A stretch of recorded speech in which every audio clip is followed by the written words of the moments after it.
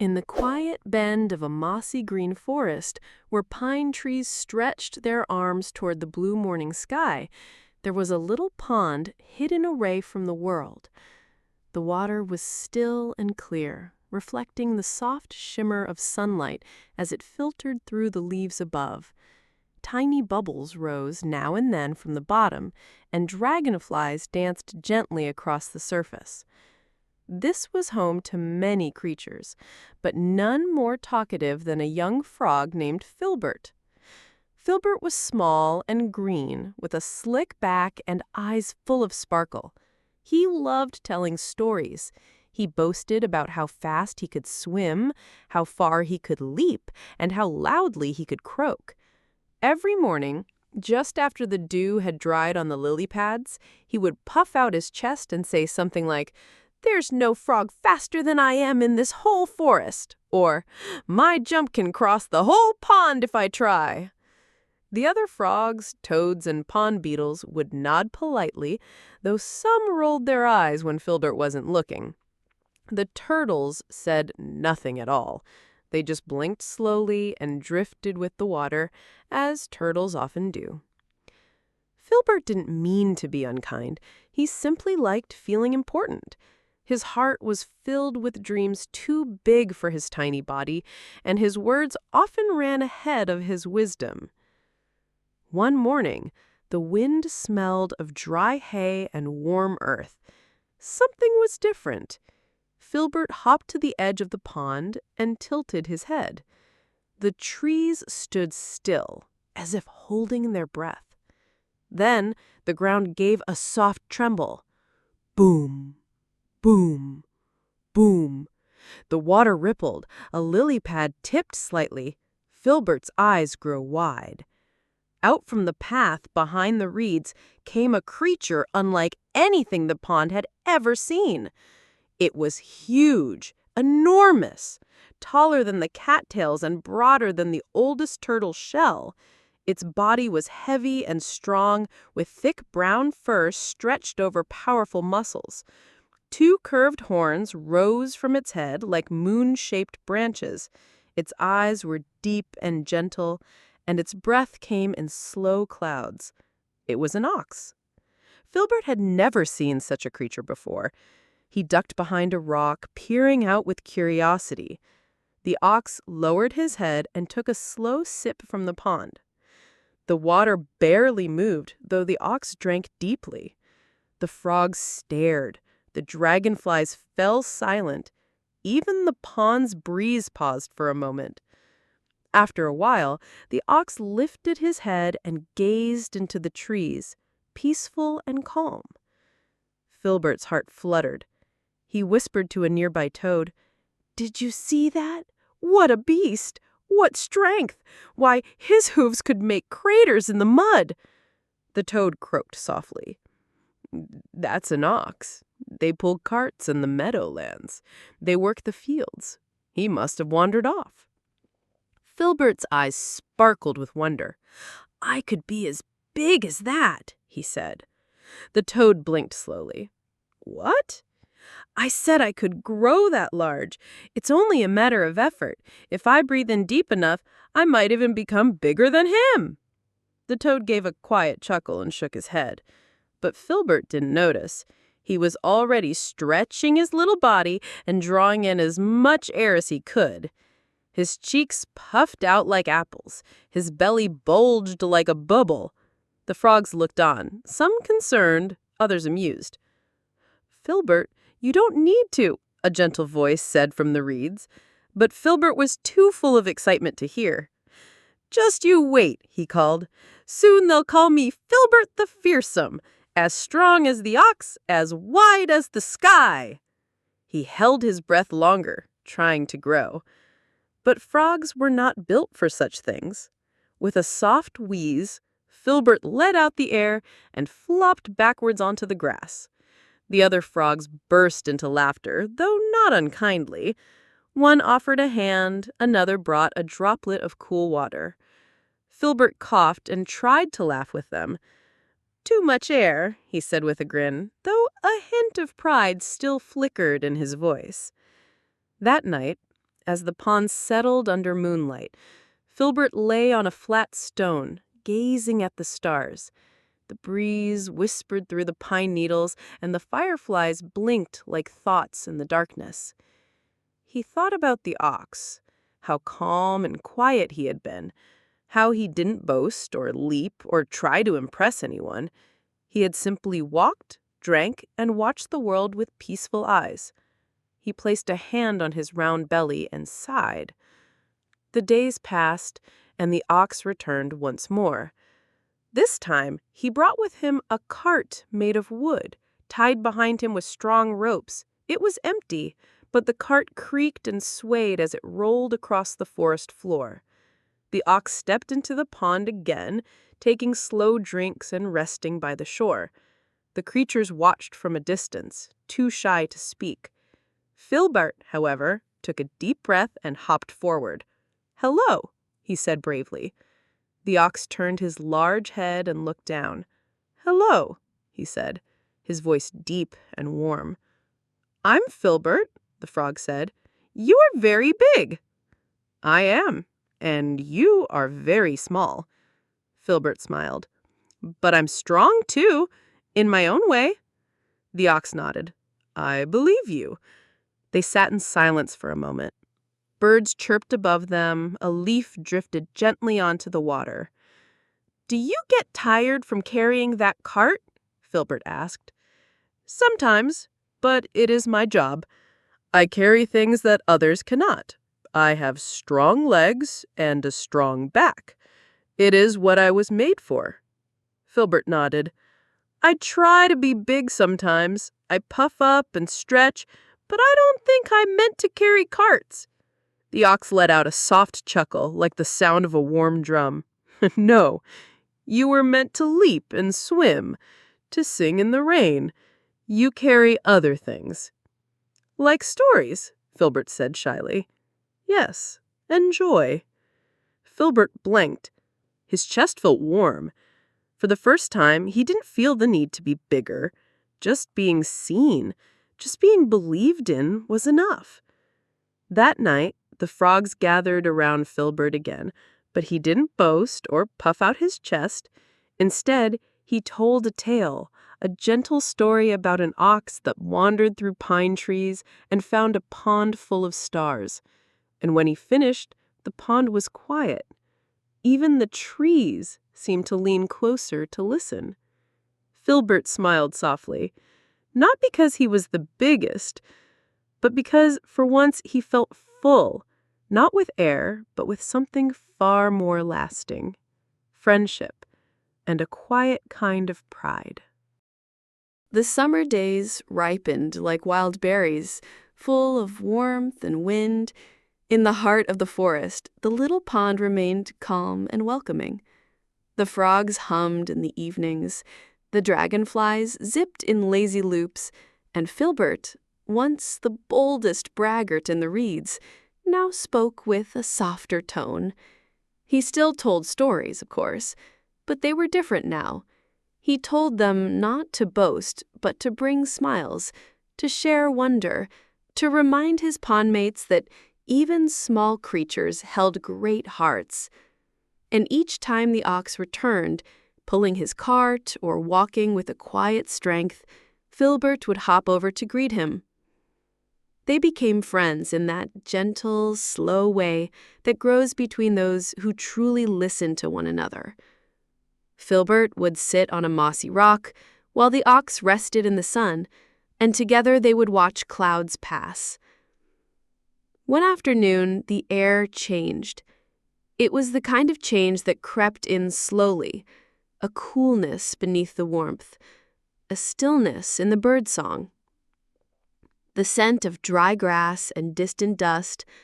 The ox had not visited for several days, and Filbert felt a small worry in his chest. He tried to chase it away by telling stories, swimming faster and leaping higher, but even his strongest jumps couldn't shake the question from his heart. "Where is he?" he whispered to the wind. Then, late one morning, a rumble trembled through the ground again. But it was not like before. It was louder, sharper, the kind of rumble that didn't come from slow, strong hooves, but from many quick ones, hooves that kicked up dust and made birds fly from trees. The creatures of the pond looked up. Even the turtles blinked faster. Out of the trees came not one ox, but many animals. Goats with tangled horns, sheep with wild eyes, donkeys braying loud enough to shake the branches. And behind them all came a noise, a rolling, rattling clatter of wooden wheels and angry shouting, farmers, wagons, ropes, and dust. Filbert ducked behind a fern, heart pounding. "What's happening?" he asked a beetle. "They're gathering the meadow herds," the beetle said. "Something frightened them, something big." The animals stampeded through the clearing, not seeing the pond, not noticing the tiny lives that trembled beside the water. Then, through the dust, Filbert saw him. The ox. But not as he had seen him before. His head was lowered, ropes tangled around his neck, one of his horns was chipped, his legs were splattered with mud, and his cart, once so steady, dragged behind him with a broken wheel. Filbert's heart dropped. The ox looked up just for a moment, and their eyes met. Not a word was spoken. But Filbert knew his friend needed help. When the herd passed and the dust settled, Filbert rushed to the edge of the pond. He found the oldest turtle sunning himself on a rock. "Wise one, my friend the ox is in trouble," Filbert cried. "He's tangled and tired and too big for any of us to help." The turtle opened one eye. "But he's kind," Filbert pleaded. "He once told me I was strong in my own way." The turtle thought for a long time, as turtles do. "Then use your kind of strength," he said. "Not muscle, not size, but heart." Filbert hopped away, mind racing. What could a little frog do to help a creature so large? He went to the dragonflies and said, "Fly above the trees, find the trail, see where they've taken him." He called to the toads, "Dig under the reeds, make a tunnel path, he may need shelter." He asked the birds, "Sing louder tonight, let your song reach the meadows." And then he went to the one thing he had always used, even when he didn't understand it, his voice. He climbed onto the tallest stump by the pond and cleared his throat. "I have a story to tell," he said. The frogs gathered, the turtles turned, even the reeds leaned closer. Filbert told the tale of a kind ox who drank from their pond, who pulled carts without complaint, who listened and watched and never once asked for thanks. He spoke of gentle eyes and slow strength, of friendship without fanfare, of how big hearts beat in quiet chests. He ended with a whisper, "And now he needs us." The pond was silent. Then a tiny voice croaked, "I'll help." Another chirped, "Me too." Soon the whole pond stirred with movement. The dragonflies darted off, the turtles shifted in the mud, the frogs began leaping not just for fun, but with purpose. Filbert felt a flicker of hope. By evening, the dragonflies returned. "The ox is in the dry meadow," one said, "tied near the farmer's carts. They say he refused to move when they tried to force him to pull the heavier load. He stood still all day." "Is he hurt?" Filbert asked. "No," the dragonfly replied, "but his eyes are tired." That night, Filbert sat by the pond and thought. He couldn't chew through ropes, he couldn't lift heavy carts, but maybe he didn't need to. Maybe all he needed was to be brave. He looked at the stars and whispered to them, "Help me help my friend." Before dawn, he left the pond. The grass was cool beneath his feet. The trees whispered gently overhead. Every sound felt louder in the darkness, every step heavier. But he kept hopping forward. When he reached the edge of the meadow, the sky was just turning gray.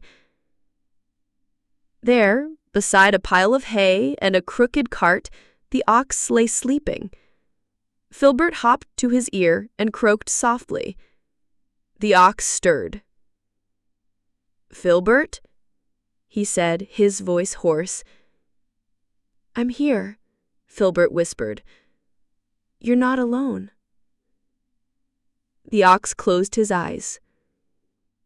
"They want me to move stones too heavy. I said no.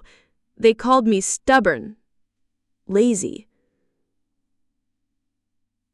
"You're strong," Filbert said gently, "but you are not a tool. You are more." The ox sighed. "I told our pond about you. I told them your story. They care. They'll help." "What can frogs do?" the ox asked, almost smiling. "What frogs always do," Filbert said. "We leap, we speak, we stay." He climbed onto his ox's shoulder and watched the sunrise with him. And when morning came, the birds began to sing. It wasn't a loud song, but it carried a ripple in the still air, a message in music. The frogs joined in, then the toads, then even the beetles clicked their tiny tunes. The farmers stirred. They looked at the ox and the frog beside him, and for a moment they paused. The ox stood slowly, tired but tall. He didn't pull the heavy cart. He didn't strain. He just walked. Past the carts, past the shouting, past the dust. And Filbert rode on his back, proud as a prince. Together, they returned to the trees. When they reached the pond, the water sparkled in the morning light. The reeds bowed in the breeze. The dragonflies welcomed them with loops and twirls. The pond was alive with joy, and Filbert, the little frog who once wished to be as big as an ox, now felt something greater. He had been brave, not because of size, but because of heart. The ox drank quietly, then turned to his small friend. "Thank you," he said. Filbert's eyes shimmered. "I told you." He smiled. "I'm strong in my own way." They rested side by side in the warm grass, and for that moment, everything was just as it should have been. The sun climbed softly into the sky. The pond shimmered like glass, and the forest seemed to hold its breath in peace. All around, life went on, in the quiet ways it often does. Leaves drifting, bees buzzing, and dragonflies sketching silver circles in the air. Filbert and the ox sat side by side near the water's edge, watching the ripples spread and fade. They didn't speak much that morning. They didn't need to. Sometimes friendship rests more in silence than in stories. After the ox's return, the pond had changed. The frogs were livelier, kinder. The turtles moved with a little more purpose. Even the birds above seemed to sing a softer tune. It was as if the pond had remembered something about itself, something gentle and true. But time, like water, always moves forward. One afternoon, as summer began to turn, the wind shifted again. It carried a cooler scent, a breeze that smelled like distant fields and drying cornstalks. The ox stirred.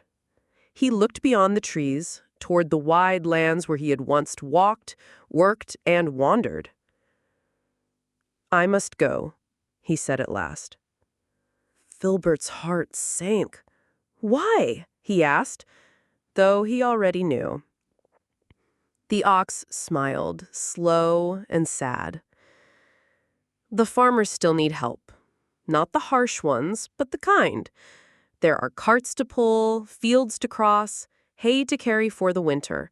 My strength can do good, even far away." Filbert sat very still. He didn't puff up. He didn't boast. He only nodded.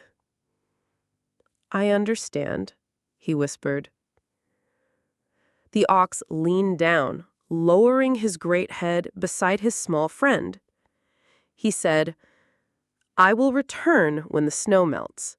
And if I don't, you'll know I was grateful for every quiet moment, for every word, for every leap you made just for me."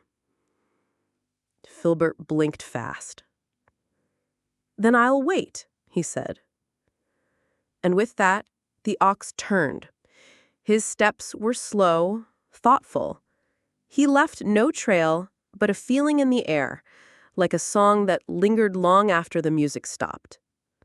Filbert watched until the trees swallowed his shape. Then he returned to the pond. He did not speak of greatness. He did not try to be large. He simply sat with his thoughts and let the wind brush gently over his back. Seasons changed. Leaves turned golden, then fell. Frost painted the edges of the lily pads. The pond grew quiet. Many creatures slept more, sang less. Even Filbert's stories grew shorter, softer. But every morning he looked beyond the reeds, just in case. One cold morning, as a fine snow drifted over the grass, a young frog hopped up to Filbert. Her name was Sella, small and green, like Filbert had once been. "Tell us the story," she said. Filbert smiled. "Which one?" "The ox, the big one who listened, the one who came and changed everything." So he told it again. But this time, he did not speak of how large the ox was. He spoke of how gently he drank, how he paused before answering, how he looked at small creatures like they mattered, how he didn't try to be more than he was, but he was more anyway. The frogs listened, the toads hummed, and the turtles, as always, blinked in time with the tale. Then came the long cold. Filbert huddled in his hollow beneath the roots. He dreamed of warm days, of ripples and reeds, and of slow laughter rumbling through the ground. He missed his friend, but he carried him too, in stories, in quiet moments, in choices. Spring arrived with soft footsteps. The ice melted from the pond's edge. The dragonflies returned, zipping like light through the air. The reeds swayed again. Life yawned, stretched, and opened its eyes. And one morning, just as the dew glistened like stars fallen onto the grass, Filbert heard it. Boom. Then pause. Boom. Then stillness. His heart raced. He leapt to the edge of the pond, hope blooming like a wildflower. But it wasn't his friend. It was a younger ox, smaller and thinner, with wide eyes and uncertain steps. She looked lost, her hooves unsteady on the muddy ground. Filbert hopped forward. "Hello," he said gently. The ox startled. "I didn't mean to disturb the water." "You didn't," Filbert smiled. "You're welcome here." She looked at the pond, at the frogs blinking in the morning light. "It's beautiful," she whispered. "It is, and safe." The young ox lowered her head to drink. Her breath trembled slightly. She was far from home. Filbert sat nearby. After a moment, he said, "Would you like to hear a story?" She nodded slowly. So he told her. He told her of a strong ox who once wandered here, who drank from the pond and pulled broken carts and stood tall when others tried to push him down. He told her how the ox had listened to a tiny frog, how they became friends, how strength isn't always in size, but in stillness, in gentleness, in kindness. The young ox listened, her eyes warm. "Was the story true?" she asked. Filbert placed his hand over his heart. "Every word." "Do you think I could be like him someday?" she asked softly. Filbert's voice was steady. "You already are. You came here. You drank gently. You listened." She smiled. And Filbert smiled. The frogs watched, the pond rippled, the trees swayed above. That evening, as the sun melted behind the hills, Filbert sat beneath a firefly sky. He looked at the stars and felt no need to be bigger, faster, or louder. He only felt grateful for the ox who once walked into his life with thunderous hooves and a silent heart, for the way stories travel, for the way kindness returns. He thought of something the old turtle had once said, "You carry other things." Now Filbert understood. He carried memory. He carried hope.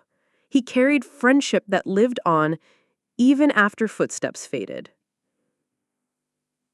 And in that still moment, with starlight on the water and warmth in his chest, Filbert whispered a single promise into the night. "I'll keep telling your story." And so he did, again and again, until one day, no one remembered just how big the ox had been, but everyone remembered how good he was. And that, Filbert knew, was far greater.